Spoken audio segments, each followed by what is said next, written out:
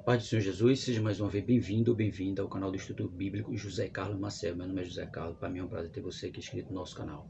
O nosso estudo de hoje será a lição da Escola Bíblica Dominical, que é o Apóstolo Paulo. O Apóstolo Paulo, nesse quarto trimestre de 2021. O Apóstolo Paulo, lições da vida e ministério do apóstolo dos gentios para a igreja de Cristo Jesus. Nós vamos dar a lição 1, o mundo do apóstolo Paulo. Lição 1, o mundo do apóstolo Paulo. A nossa leitura bíblica em classe, Atos dos Apóstolos, capítulo 26, do versículo 1 a 7. O objetivo geral da lição: saber como o mundo de hoje é uma porta aberta para o Evangelho. Os objetivos específicos: apresentar o mundo de Paulo no Império Romano, discorrer sobre o mundo cultural de Paulo, descrever o mundo religioso de Paulo. Nossa lição dividida em 3 pontos. Seu primeiro ponto, o mundo de Paulo no Império Romano, com 3 subpontos. O segundo, o mundo cultural de Paulo, com 3 subpontos. O terceiro ponto, o mundo religioso de Paulo, com 3 subpontos. E a conclusão da nossa lição. A nossa leitura bíblica em classe, Atos dos Apóstolos, capítulo 26, do 1 ao 7, que diz assim: depois que Agripa disse a Paulo: permite-se-te que te defendas. Então Paulo, estendendo a mão em sua defesa, respondeu: tenho-me por venturoso, ó rei Agripa, de que perante ti me haja hoje de defender de todas as acusações de que sou acusado pelos judeus, mormemente sabendo eu que tens conhecido de todos os costumes e questões que há entre os judeus, pelo que te rogo que me ouças com paciência a minha vida, pois desde a mocidade, qual haja sido desde o princípio em Jerusalém entre os da minha nação, todos os judeus a sabem, sabendo de mim desde o princípio, se o quiserem testificar, que conforme a mais severa seita da nossa religião, vivi fariseu, e agora, pela esperança da promessa que por Deus foi feita a nossos pais, estou aqui e sou julgado, a qual as nossas 12 tribos esperam chegar, servindo a Deus continuamente, noite e dia. Por essa esperança, ó rei Agripa, eu sou acusado pelos judeus. Por essa esperança, ele era acusado pelos judeus, né?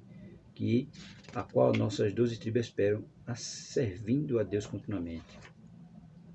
A introdução da nossa lição, né? Ela vai dizer assim para nós: iniciamos mais um trimestre de estudo da Palavra de Deus por ocasião da Escola Bíblica Dominical, o quarto e último trimestre de 2021. Trataremos da vida e do ministério de um dos maiores personagens do Novo Testamento usado por Deus, o apóstolo Paulo. É uma oportunidade especial para aprendermos e colocarmos em prática princípios eternos que norteiam a vida desse muito digno homem de Deus. Sem dúvida, Saulo de Tarso, o apóstolo Paulo, é um dos personagens bíblicos mais conhecidos por todos os cristãos. Ele é considerado o maior líder do cristianismo. Nesta primeira lição, vamos estudar sobre o mundo do apóstolo Paulo. Trataremos de forma bem superficial da atuação do apóstolo Paulo nos 3 mundos de então, né? O romano, o grego e o judeu. Como cidadão romano, ele teve certa liberdade para peregrinar dentro do império e propagar as boas novas de salvação em Cristo Jesus aos judeus e ao povo gentil, romanos e grego. É claro, como ele tinha cidadania romana, ele podia andar livremente, né, pelo império. E foi isso que ele fez. Tendo aí a liberdade para andar, ele andou pregando o evangelho de Jesus Cristo. Se comunicou com a língua predominante da época, o grego koiné, bem como fez uso da vasta literatura de seu tempo, à luz do mundo político, cultural e religioso vivido por esse grande apóstolo de Cristo, o que podemos aplicar na pregação do Evangelho no mundo de hoje, cujas circunstâncias são diametricamente diferentes. É claro, em relação ao mundo de Paulo, há uma grande diferença no mundo de hoje, né? Hoje é diferente, as coisas são mais diferentes, tem lugar que não se pode pregar o Evangelho, mesmo usando até a língua local, e no tempo de Paulo ele tinha essa liberdade para fazer isso, né? Por isso que ele propagou, né, o Evangelho.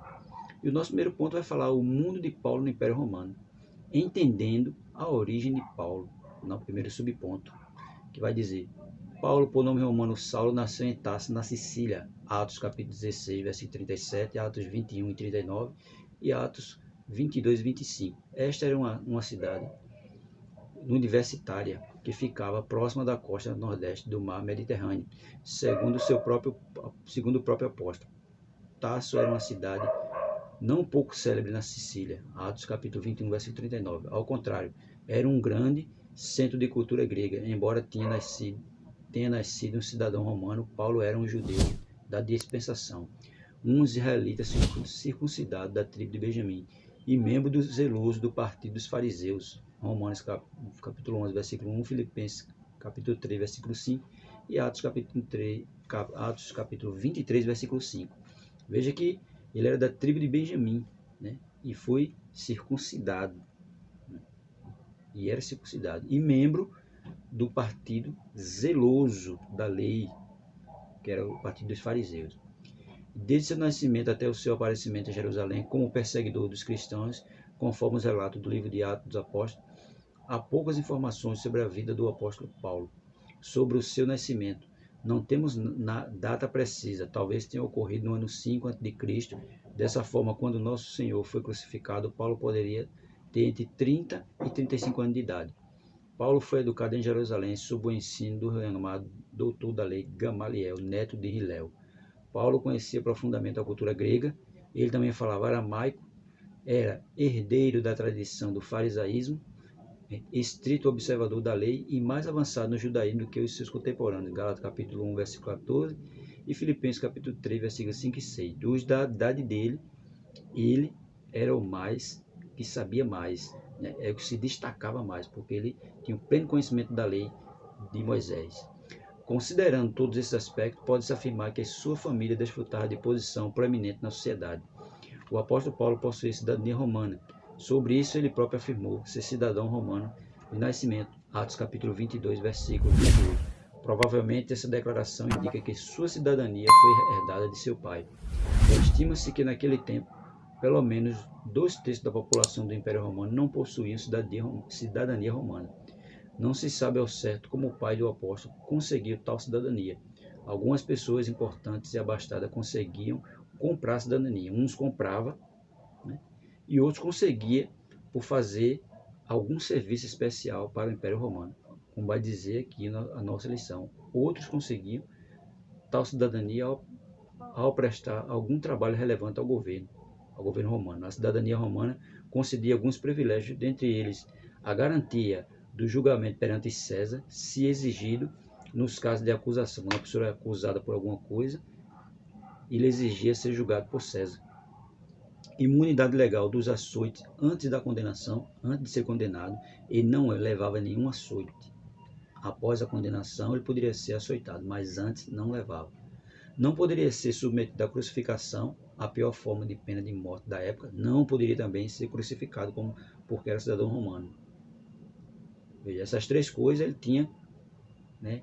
Não acontecia com ele. Não era açoitado antes da acusação, né? Poderia ser julgado por César e não era crucificado. Tudo isso ele tinha a favor dele.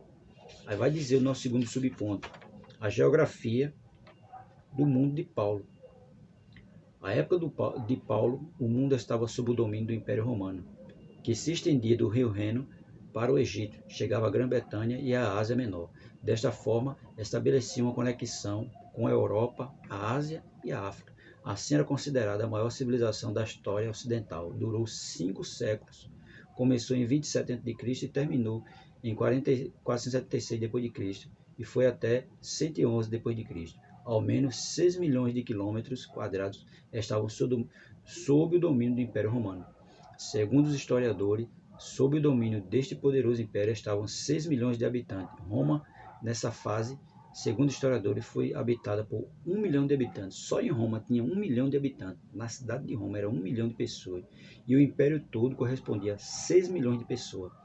Entre os pontos fundamentais para o sucesso do Império Romano estava o exército, que era profissional e atuava como uma legião, sob o comando de astutos generais. Roma expandiu o poderio para o Mediterrâneo, né?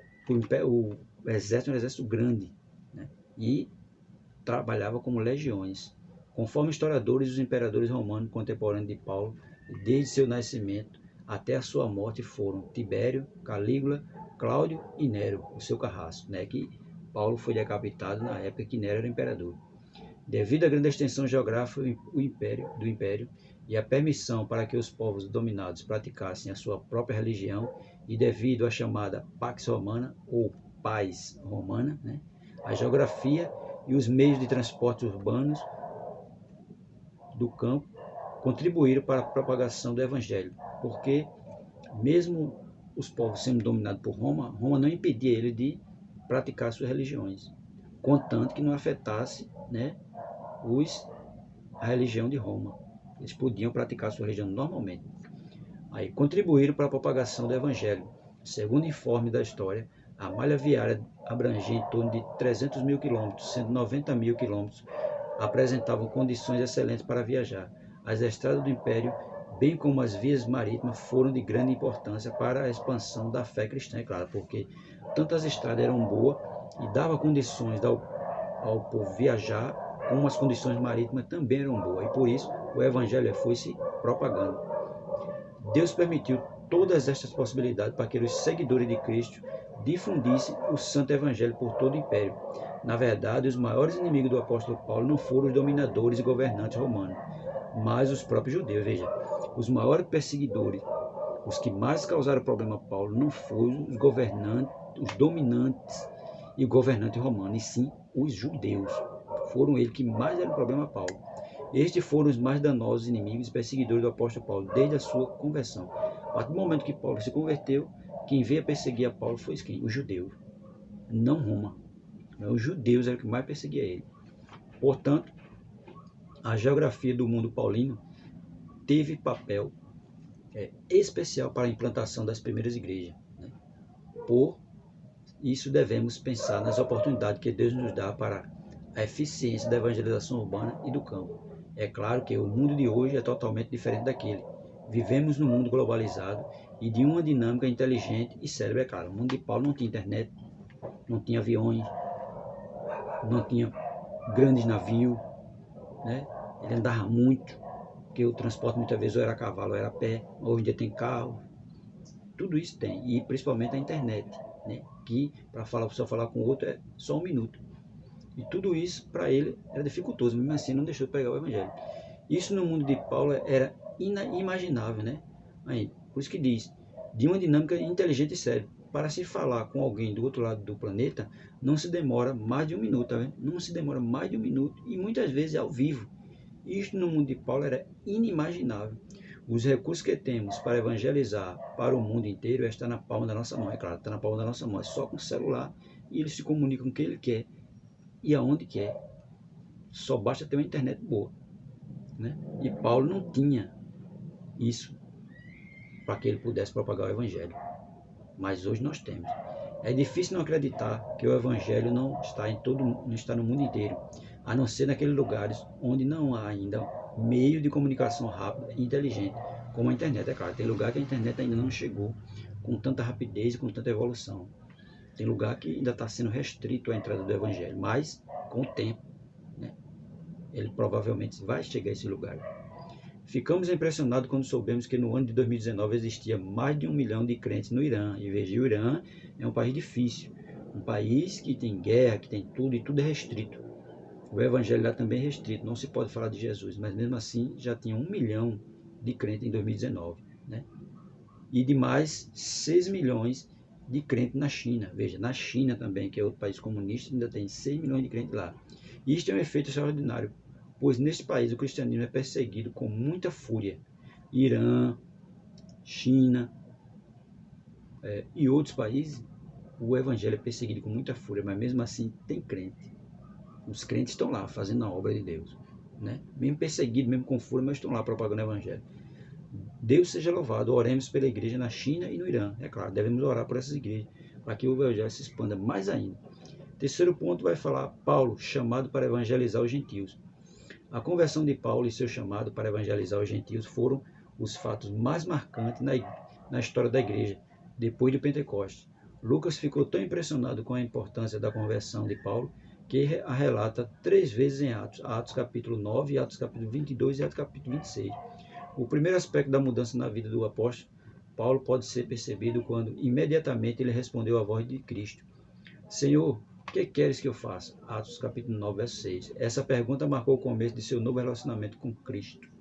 Gálatas capítulo 2, verso 20. E a disposição de cumprir qualquer missão que lhe fosse dada. Nenhum homem exerceu tanta influência no Evangelho como o apóstolo Paulo. Jesus trabalhou na vida de Paulo antes dele se render no caminho de Damasco.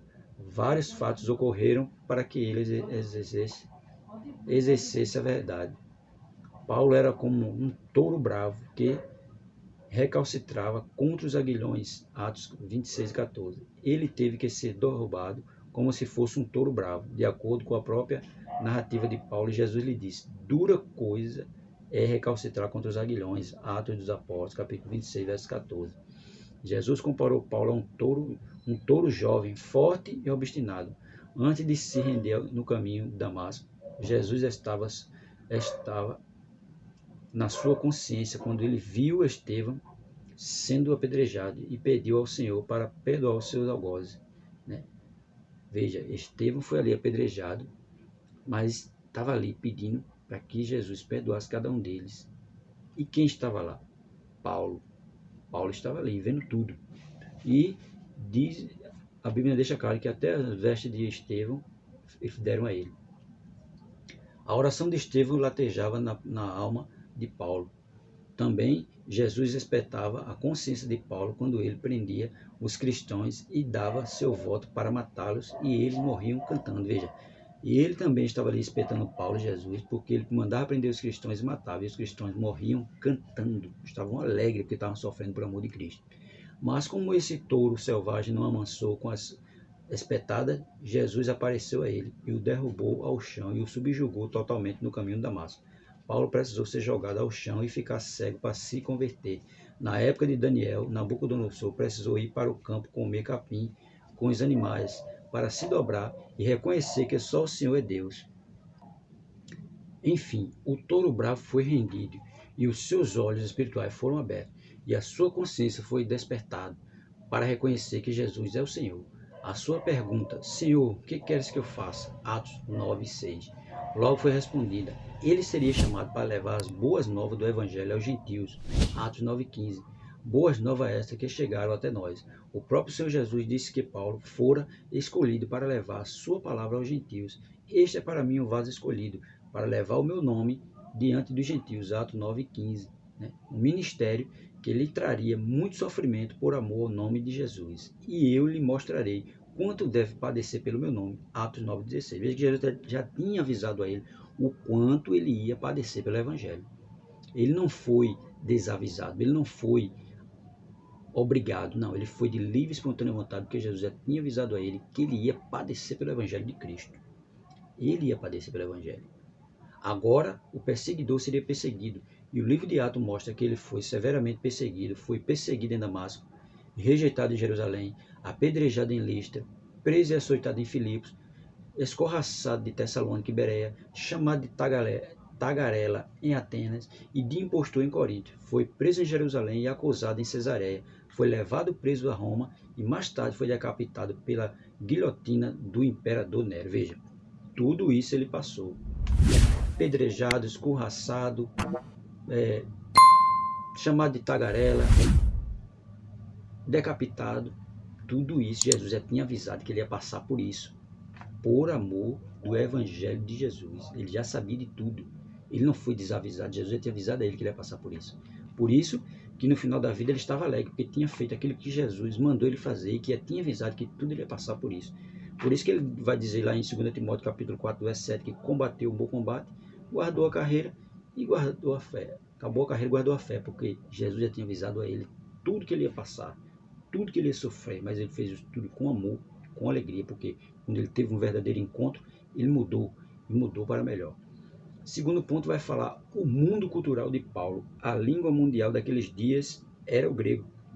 Para o povo judeu, o hebraico e o aramaico eram línguas nativas. Entretanto, apesar de a Palestina e todos os demais países do Médio Oriente estarem sob a autoridade do Império Romano, prevaleceu a língua do grego, koiné, possibilitada pela infraestrutura de comunicação do Império. É claro, a língua que predominava naquela época era o grego. mesmo tendo o hebraico e o aramaico, mas o povo falava mais o grego, né? Era a língua que predominava. O koiné era uma língua popular muito difundida na época. O Novo Testamento foi escrito no grego koiné, e o apóstolo Paulo falava e escrevia fluentemente tanto o grego como o hebraico e o aramaico. Ele escrevia e falava tanto o grego, hebraico e aramaico. Utilizando o grego, Paulo teve uma formação básica em Tarso e posteriormente foi levado por seu pai, que era judeu e pertencia ao grupo dos fariseus em Jerusalém, para aprender e conhecer em profundidade a Torá, aos pés do rabino Gamaliel. Aqui é possível refletir acerca do uso das principais línguas do mundo, inglês, francês, espanhol, mandarim, para a obra de evangelização, é claro. Quem for para os Estados Unidos tem que falar o quê? Inglês. Quem for para a França tem que falar francês. Quem for para a Espanha, espanhol. E quem for falar o outro país lá fala mandarim, tem que aprender esses idiomas para utilizar ele na evangelização. Tem que aprender inglês, francês, espanhol e mandarim para usar na obra da evangelização. Feito Paulo. Paulo tinha conhecimento de quê? De hebraico, aramaico e grego. Tanto falava como escrevia e utilizou essas línguas para pregar o evangelho. Segundo subponto vai dizer, o mundo cultural do apóstolo Paulo. O Império Romano respeitava a diversidade religiosa, desde que se respeitasse os deuses do Império. O povo dominante ele podia exercer a sua religião normalmente. Ele só não podia ir contra os deuses do Império Romano. Ele podia exercer a religião dele normalmente, sem problema. Agora, quando ele ia ofender os deuses romanos, aí tinha problema. Se não fizesse isso, podia exercer sua religião livremente, desde que se respeitasse os deuses do Império. Em Roma havia os cultos a entidades gregas como Eleusis, Dionísio, Ates, que se entregavam com divindades egípcias como Osíris, Ísis, Serapis, bem como as divindades orientais, Mitra e Asclépio, uma divindade de cura. Havia divindades da Ásia Menor sob o domínio do Império em Éfeso, Colossos e Corinto, tais como Diana, Artemis e outras mais. Essas divindades religiosas acabou facilitando a propagação do nome de Jesus, pregado pelos apóstolos. A realidade atual das diversidades culturais e religiosas pode abrir caminhos para que, de maneira inteligente, evangelizemos o mundo. Nos termos do apóstolo Paulo, no Areópago de Atenas, Atos 17, do 15 ao 34. É claro que quando ele foi para lá, em Atenas, pregar, ele viu que tem muitos deuses, né, lá em Atenas.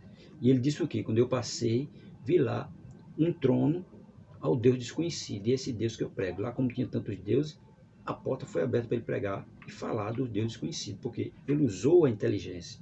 Ele não foi falar aleatoriamente. Ele viu que a porta foi aberta, já que tinha uma diversidade de deuses ali. Terceiro, a influência da filosofia grega. Nesse mundo religioso havia influência filosófica grega.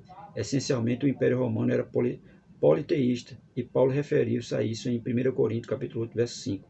A influência filosófica grega, especialmente do gnosticismo, era muito forte e acabou influenciando o pensamento de muitos cristãos daqueles dias. Veja, muitos cristãos foram influídos pelo gnosticismo. Os líderes da igreja da época tiveram de refutar com veemência as teorias do gnosticismo, cujos adeptos queriam misturá-la com a doutrina pura de Cristo. Não pode. E eles estavam querendo misturar a doutrina de Cristo com a doutrina do gnosticismo. Veja como por isso que Paulo muitas vezes refuta sobre isso, né? Naturalmente, pelo fato de ser vivido naquele mundo, Paulo teve de fortalecer a doutrina cristã sobre Deus, fé, Jesus, Espírito Santo, graça e salvação. O apóstolo, indiscutivelmente, se tornou o grande defensor do Evangelho de Cristo. Como proclamador do Evangelho, devemos pensar em estratégia a fim de que possamos, assim que nossos jovens e adolescentes, bem como maturidade cristã, possam expressar a razão da fé com mansidão e temor diante dos não crentes. É claro, 1 de Pedro, capítulo 3, verso 15. Tem que ter uma estratégia para saber pregar o Evangelho no meio daqueles que têm uma mente cauterizada a respeito de religião, né? Que tem uns que têm a sua religião, mas muitas vezes pode não estar de acordo com a Bíblia, servindo a Cristo da forma que tem servido. Mas a gente tem que ter inteligência e saber como lidar com essas pessoas, não estar indo de confronto com elas, porque não vai dar em nada, só vai dar em confusão. E Paulo sabia muito bem fazer isso. Ele não confrontava com ninguém, ele só refutava através da palavra de Deus e mostrava que Jesus era o verdadeiro Cristo que deveria ser adorado, era Jesus Cristo, e não os deuses como era naquela época. Tinha vários deuses ali, vários tronos de deuses, mas ele chegou lá e disse: olha, eu vim pregar sobre o Deus desconhecido, né? Aqueles do qual vocês deixaram um trono lá atrás. O mundo religioso de Paulo. Paulo se identifica como judeu. Paulo era judeu por nascimento, seus pais eram judeus, o sangue que corria em suas veias era o mesmo que corria nas veias do patriarca Abraão. Em sua defesa em Jerusalém, após a dramática prisão, teve a oportunidade de se dirigir à multidão alvoroçada dizendo: eu sou judeu, nasci em Tarso da Sicília, Atos capítulo 22, versículo 3. Ao combater a ideia errada dos falsos mestres judaizantes que nutriram uma falsa confiança na sua linguagem judaica, Paulo respondeu: bem que eu poderia confiar também na carne. Se qualquer outro pensa que pode confiar na carne, eu ainda mais, veja, ele ainda mais confiar mais do que todo mundo. Circuncidado ao 8º dia, da linhagem de Israel, da tribo de Benjamim, hebreu de hebreu, Filipenses capítulo 3, verso 4 e 5. Paulo era um judeu puro sangue, um judeu da gema, procedia da mais importante tribo de israelita, a tribo de Benjamim. Tá vendo? Ele podia se considerar mais do que os outros, judeu, na carne e tudo, mas ele não estava nem aí, né? Paulo se identificou como judeu, porque precisou se identificar, porque alguém achava que ele não era, mas ele era judeu. Paulo foi criado dentro da fé judaica, segundo subponto. Paulo nasceu em Tarso da Sicília, seus pais o educaram na fé judaica, uma vez que foi circuncidado ao 8º dia, Filipenses capítulo 3, verso 5. Desde sua infância, bebeu leite da piedade e aprendeu os preceitos da lei de Deus. Jamais foi um jovem devasso. O zelo sempre ardeu em seu peito. Seu propósito em servir a Deus foi o vetor que governou sua vida. Dominava com grande desenvoltura o conhecimento da lei e as opiniões mais importantes dos grandes mestres de sua época. É claro, ele era entendido na lei. Ele sabia falar, ele tinha entendimento. E ele observava. E tudo isso ele colocava em prática. Aí quando estamos dizendo, ele se destacava dentro do judaísmo. Chegou mesmo a declarar: e na minha nação, quanto ao judaísmo, avantajar-me a muitos da minha idade, sendo extremamente zeloso das tribos de meus pais. Gálatas 1 e 14. Veja que dos judeus da época, da mesma idade dele, ele sobressaía. Sabia mais do que os outros. Ele sabia mais do que os outros. Por isso que ele vai dizer que da minha idade avantajava-me a muitos da minha idade, sendo extremamente zeloso das tradições de meus pais. Aí vai dizer: perante grande multidão em Jerusalém, Paulo dá seu testemunho. Criei-me nesta cidade e aqui fui instruído aos pés de Gamaliel, segundo a exatidão da lei de nossos antepassados, sendo zeloso para com Deus, assim como todos vós o sois no dia de hoje. Atos capítulo 22, verso 3. Jerusalém era a cidade santa. Lá estavam os escribas e os doutores da lei. Lá estavam o templo e os sacrifícios. Lá estavam a lei e as cerimônias. Lá estavam os sacerdotes e os rabinos. Lá estavam o sinédrio. Essa cidade transpirava a religião judaica. Tudo girava em torno do sagrado. Nessa cidade, Paulo foi instruído aos pés de Gamaliel, o maior e o mais ilustre rabino daquela época. Homem culto, sábio e piedoso. Ele foi instruído segundo a exatidão da lei dos seus antepassados, conhecia bem de perto as tradições do seu povo, sabia de cor inúmeras regras e preceitos criados pelos anciões. Veja que da lei hebraica ele sabia de tudo. A Torá ele conhecia mais do que todos, porque ele foi educado aos pés de Gamaliel, um rabino, um grande rabino da época. Viveu nos pés dos anciões aprendendo. Conhecia bem de perto a tradição do seu povo, sabia de cor as inúmeras regras, preceitos criados pelos anciões. A tradição oral, fruto da interpretação meticulosa e extravagante dos escribas, era observada cuidadosamente por esse jovem brilhante. Tá vendo? Ele observava tudo e observava cuidadosamente. Ele não era uma pessoa que estava no judaísmo por estar, não. Ele tinha entendimento. Paulo era fariseu, membro da seita mais rigorosa dos judeus, e escrevendo aos Filipenses, descreveu sua vida pretérita nestes termos: quanto à lei, eu era fariseu, Filipenses capítulo 3, verso 5. Diante do rei Agripa, quando estava sendo acusado em Cesareia, disse: porque vivi fariseu conforme a seita mais severa da nossa religião, Atos 26 e 5.